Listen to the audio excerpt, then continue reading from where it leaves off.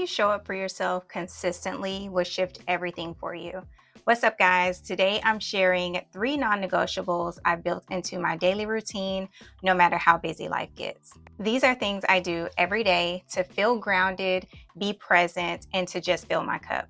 Now, these habits aren't about perfection, they're about intention. So, whether you're a mom, a student, you're married, or single, wherever you are in your journey, just trying to create a life that's peaceful and aligned, I hope this encourages you to define your own non negotiable habits. Number one for me, surprise, surprise, is fitness.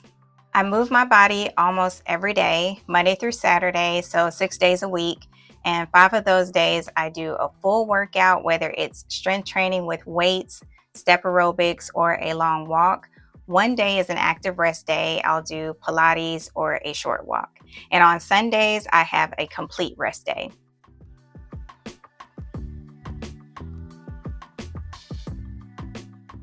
Fitness for me has always been something I love, not to lose weight, but to feel strong.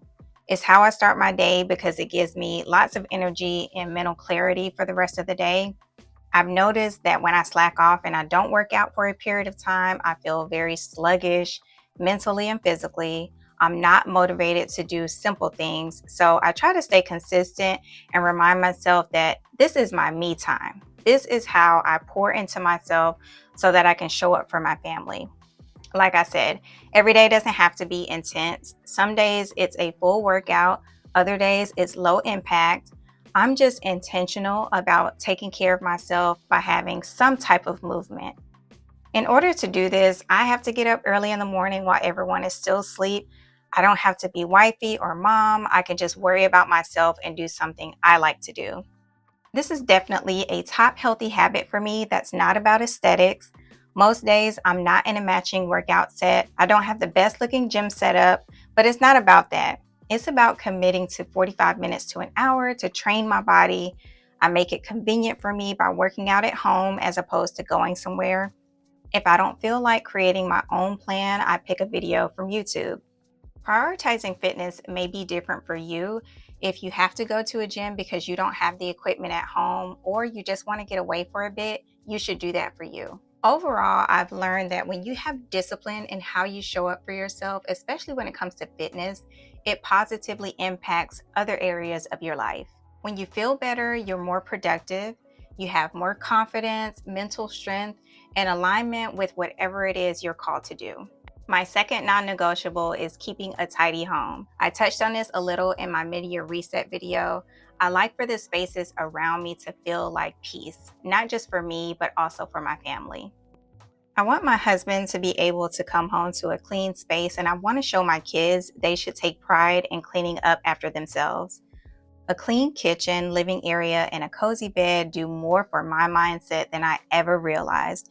And don't get me wrong, my house isn't Pinterest perfect all the time. I know it may look like it on my cleaning videos, but it's just free from clutter, which makes cleaning a whole lot easier.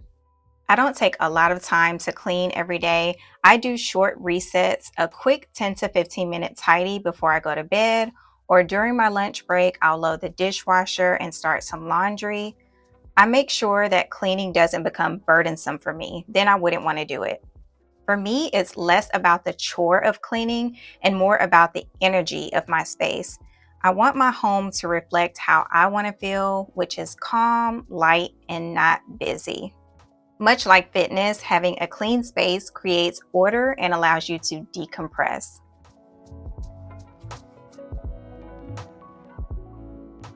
I want you to think about how you feel in the morning when you look around and the house is still a mess. You probably feel like I should have straightened up a little before I laid down, or you probably just want to turn right back around and lay in the bed.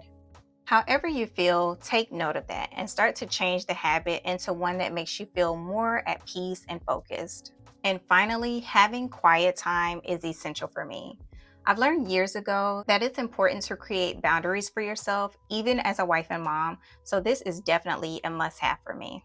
As a woman over 40, I wear many hats. I'm a wife, mom, friend, I work from home, I'm a content creator.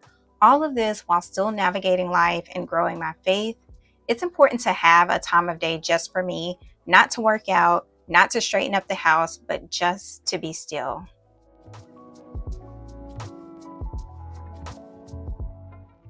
The house is very quiet in the morning. I'm an early bird, so I like to make me a cup of coffee and sit at the table for about 15 to 20 minutes. I use this time to pray, read a devotional, plan, do our budget, or just take care of things that need my full attention before the day begins. If I get up early enough, I'll have this time before I work out. If not, I'll just wait until my family leaves for the day. I work from home, so I'll have a few minutes before I start work. Each day may look different, but I make time to tune out the noise. I can enjoy my coffee and not feel rushed. I can reconnect with God and myself. When I skip this moment, I feel it. If I get easily annoyed or start reacting instead of being patient, I know that I need to have my quiet time to breathe. What that looks like for you depends on your lifestyle.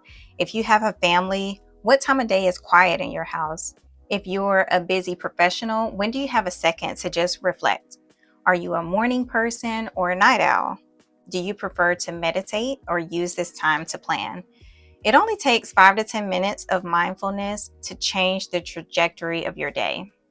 So, those are my 3 non-negotiables to keep me grounded: moving my body, keeping my space clear, and making time to be still. They help me to come back to myself when life gets loud. Your list might look different, and that's the beauty of it. It's important to find the things that you can be committed to that will help you be more productive and bring you purpose. So, what are your non negotiables? Drop them in the comments. And if this resonated with you, don't forget to like this video and subscribe for more. See you in the next one. Bye, guys.